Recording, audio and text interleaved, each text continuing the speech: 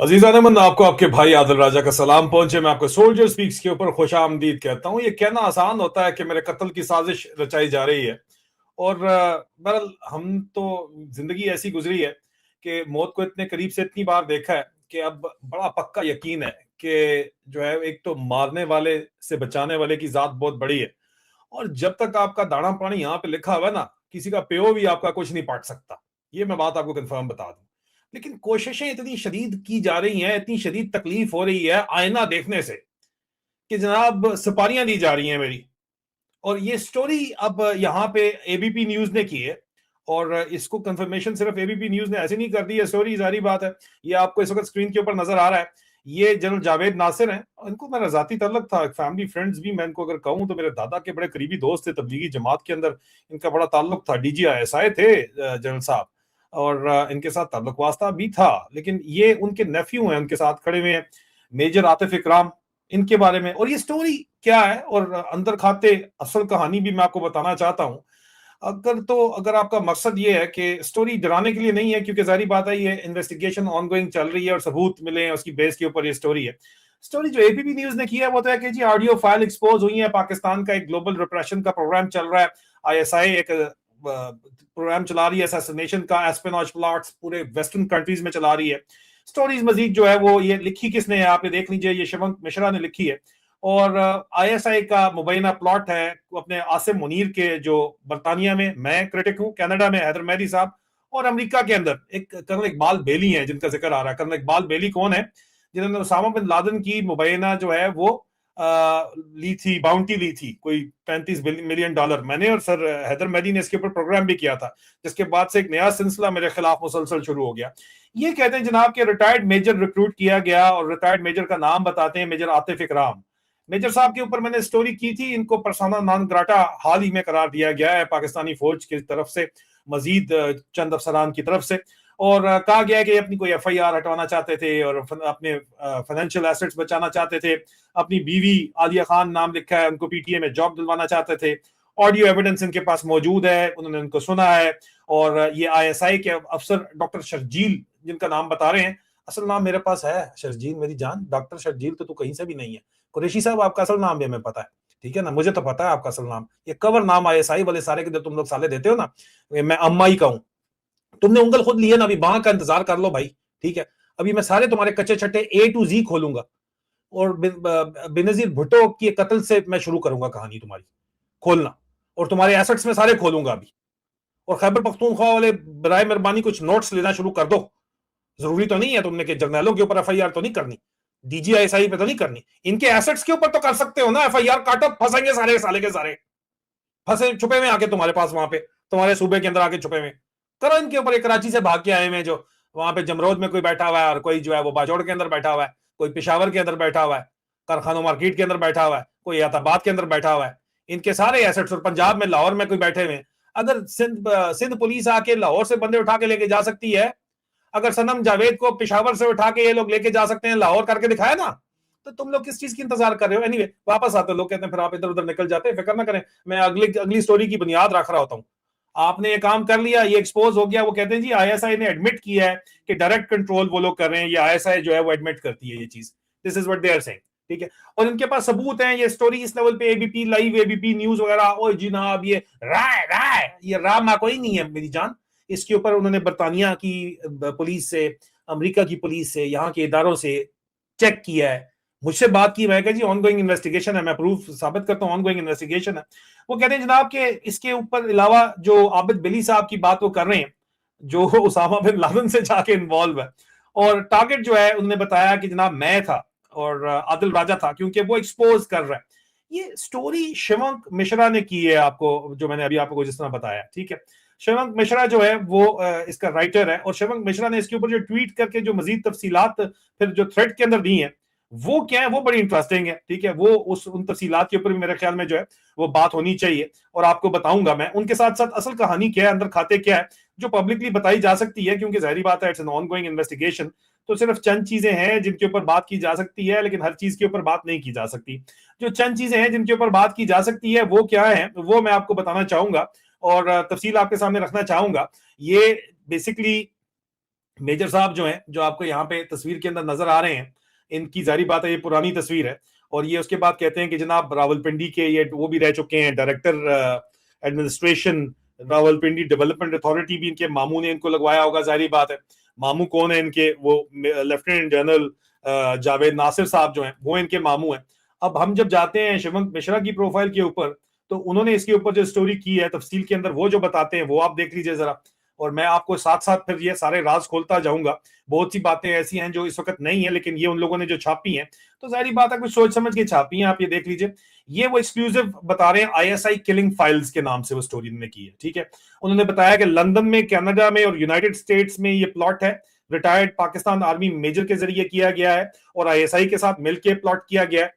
इतनी मैं बात आपको सिर्फ बताता हूं यहाँ पे चलते हुए कि जनाब मेजर साहब उनके काबू किस तरह आए। मेजर साहब उनके काबू इस तरह आए कि मेजर साहब दरअसल पाकिस्तान जो है वो गुज़िश्ता साल गए हैं, कोई शराब की बोतलें लेके गए और प्रोटोकॉल उन्होंने मंगवाए हुए थे, लोग मंगवाए हुए थे। लेकिन मेरे जराये के मुताबिक आईएसआई में जो मेरे सोर्सेज हैं वो कहते हैं कि जनाब कस्टम इंटेलिजेंस का वहां पे छापा लगा हुआ था और कस्टम इंटेलिजेंस ने इनके छापे में इनके जब शराब की बोतलें पकड़ ली, तो फिर उन्होंने कहा मैं फौजी हूं और मैं अमेरिकन नेशनल भी हूं। तो फिर आईएसआई इन्वॉल्व हुई, और आईएसआई हमेशा अपने आप को एमआई बोलती है, लेकिन थी वो आईएसआई। वो इन्वॉल्व हुई और वो आए और ये इनको साथ लेके चले गए। और मेजर साहब के फोन के अंदर से जो है उनके कोई रवाबत इस तरह निकले कि वो एक तो मेरा फेसबुक पेज फॉलो कर रहे थे, मेरा उनके साथ कोई डायरेक्ट रहा नहीं था ना, मैं मेजर साहब के साथ सारी उम्र को जानता हूं मैं उनको, ठीक है, मेरा उनसे कोई रहा नहीं था। मेरा फेसबुक के ऊपर उन्होंने कोई मैसेजेस भी भेजे थे जिनका मैं कभी देखता नहीं हूँ, हजारों मैसेजेस आते हैं, मैं देखता नहीं हूँ, जो मेरा पब्लिक प्रोफाइल है उसके ऊपर।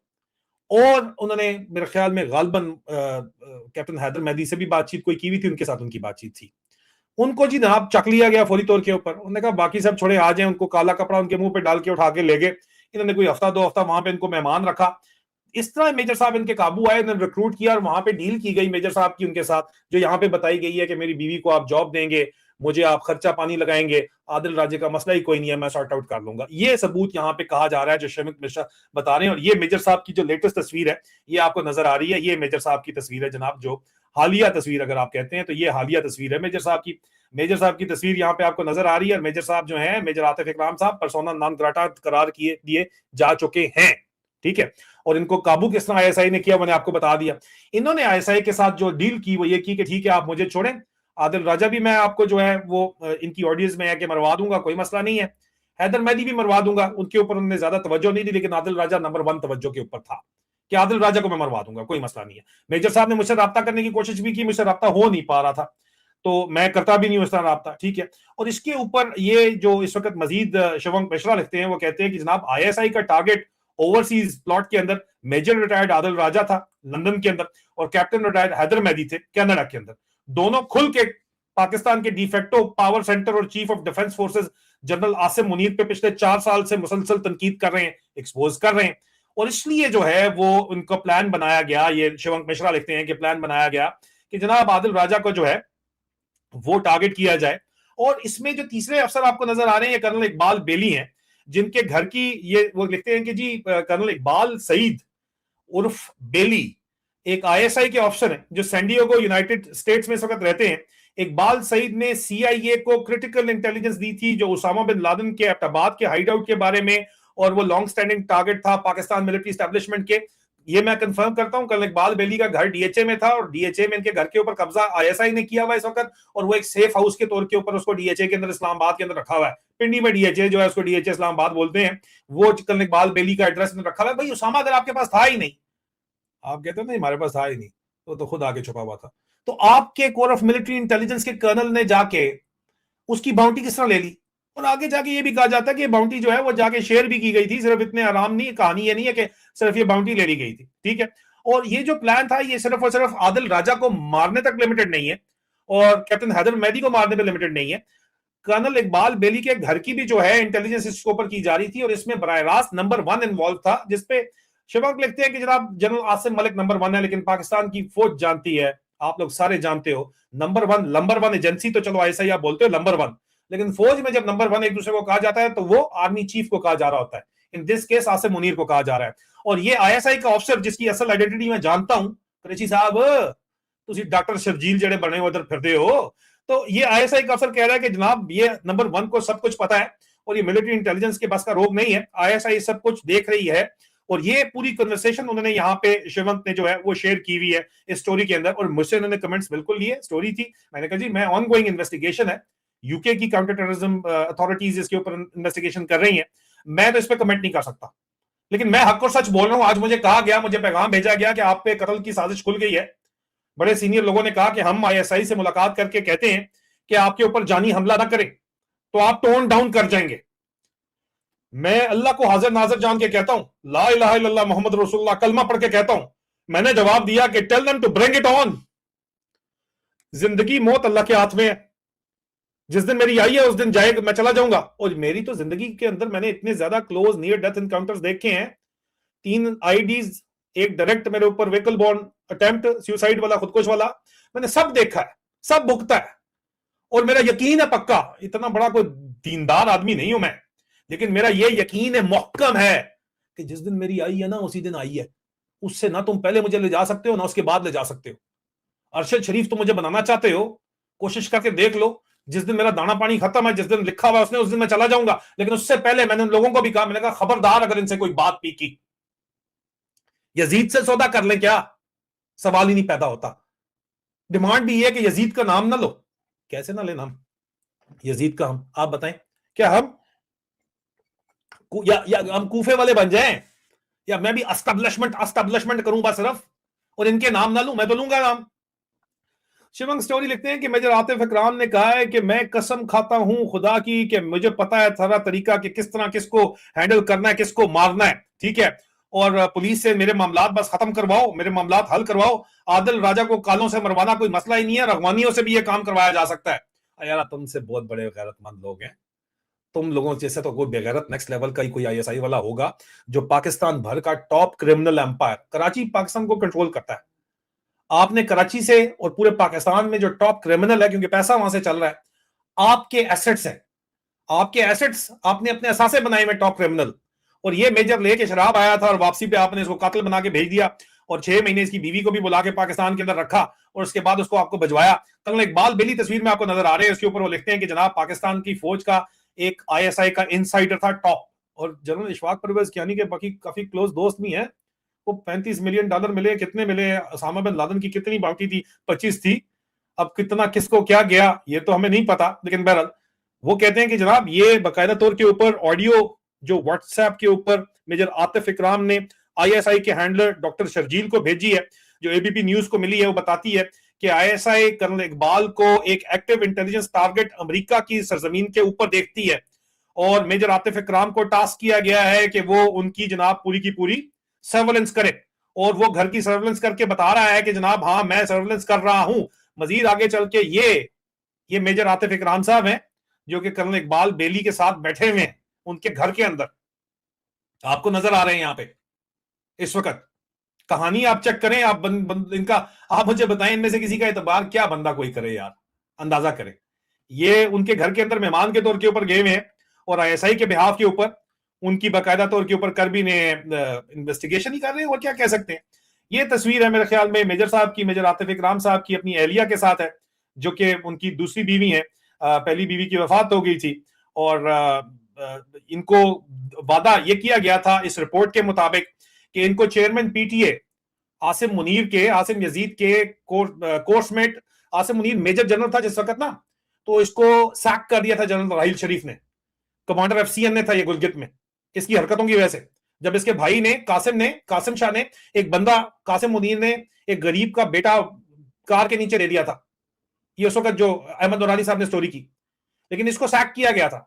और ये पिंडी आया तो इसके पास दफ्तर नहीं था, ये मेजर जनरल था, और जनरल राहिल शरीफ ने जाना था, और ये जनरल बाजवा के साथ गीटियां उसके ससुर के साथ सेट कर रहा था, अपने मामू शामू को एंट्री करवा के, बाबर शाह साहब को, और उसके अलावा बराह रास्त भी उसके बेटे के जरिए, क्योंकि बेटे को ये रहा था बॉस, अच्छी रिपोर्ट दी हुई थी कर्नल हैदर को इसने, बाजवे के साले को, तो उस वक्त ये सैक था, तो इसके पास कोई दफ्तर नहीं था। तो general Hafeezur Rahman chairman PTA ने अपने दफ्तर में, ये सिग्नल ऑफिसर इन चीफ था, अपने दफ्तर में एक अलग टेबल लगवा दिया, मेजर जनरल था हालांकि, कि यार तुम इधर बैठा करो, तू जर्नल है यार, तू मेरा फोन शो यूज किया कर।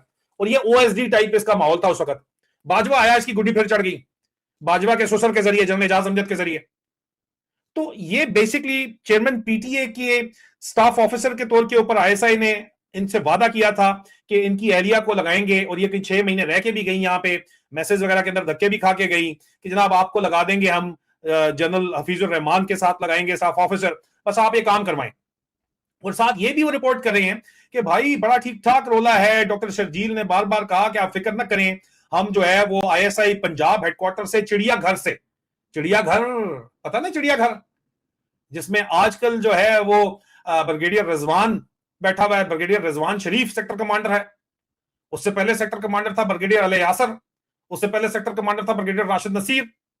ये जो सेक्टर कमांडर्स हैं चिड़ियाघर के अंदर, उसने कहता है कि वो कह रहे हैं कि स्टोरी करें कि जी हम चिड़ियाघर बात कर लेंगे, आप फिक्र न करें। और नाम किसका आता है? लाहौर के कसाई का नाम आता है यहाँ पे, जिसके वो कहते हैं कि जी आगे से ये मेजर साहब कहते हैं कि यार आपने बात करनी है तो आप जाके बात उससे करो, जो OC लाहौर है, एक फोन आप करो तो सारे के सारे मामला जो है वो हल हो जाएंगे, और किसी किस्म की कोई टेंशन इस तरह से नहीं है। एक फोन आप करें कर्नल फाइक को, जो अब ब्रिगेडियर फाइक है, और AJK के अंदर इस वक्त सेक्टर कमांडर प्रमोट हो चुका है।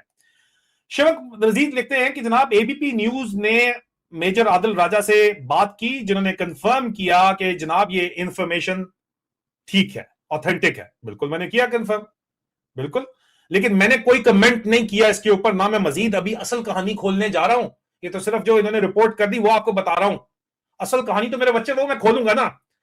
बेनजीर के कत्ल से शुरू करूंगा, किससे करवाया, कौन अफसर इन्वॉल्व था, कौन एसेट इन्वॉल्व था, और आज वो एसेट कहां पे है, और लेके आऊंगा मैं उसको आज दिन तक, अरशद शरीफ शहीद तक लेके आऊंगा। और आज दिन तक जिनने आपने नाम भी नहीं सुने ना, आपको लगता है कि हार्ट अटैक हो गया इन लोगों को, तो उनके बारे में भी हम लेके आएंगे कहानी। आपने शुरू किया ना, खत्म हम करेंगे। वो लिखते हैं कि ABP न्यूज ने मेजर आदिल राजा से बात की, उन्होंने कहा कि जी मैं UK अथॉरिटीज के अंडर इन्वेस्टिगेशन है मामला, मैं इसके ऊपर जो है वो कमेंट नहीं करूंगा। जारी बात है इन्होंने वेरीफाई की है स्टोरी UK अथॉरिटीज से, तभी तो छाप रहे हैं। मजीद वो कहते हैं कि जनाब ये उन्होंने कहा कि ये एक ब्रॉडर पैटर्न, मैंने ये को कहा कि ह्यूमन राइट अब्यूज का ये एक आसिम मुनीर के जेर तमाम, आसिम यजीद के मेरे जेर तमाम, आप मुझे कुछ लोग नाराज हो जाते हैं, कहते हैं आसिम खंजीर बोला करो। चलो ठीक है, अगर आप बोलना चाहते हैं तो बोलें जी ना, बात तो यही है।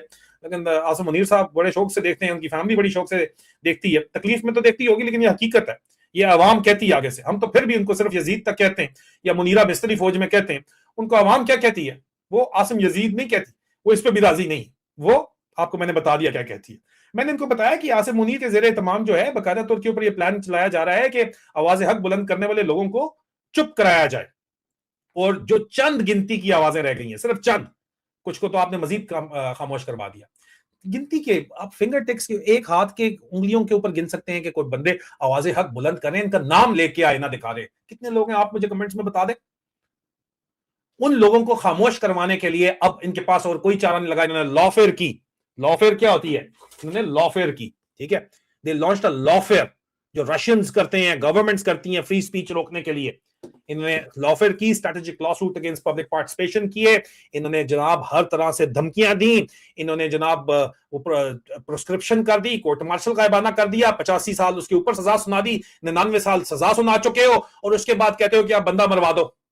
पहले भी तो मरवाते रहे हो आप लोग बंदा, अब कहते हो बंदा मरवा दो। मुशर्रफ तो खुल के बोलता था, मुशर्रफ का भी सारा कच्चा छटा मैं खोलूंगा कि मुशर्रफ को अंदर से किसने फंसवाया। मुशर्रफ के ऊपर बेनजीर का मर्डर का केस तो बन ही नहीं सकता था जब तक अंदर से फौज के लोग ना सबूत देते कौन किस तरह इन्वॉल्व था। वहां से शुरू करूंगा, आसिम मुनीर तक लाऊंगा, फिक्र ना करेगा, उससे पहले करना जो आपने जो करना है।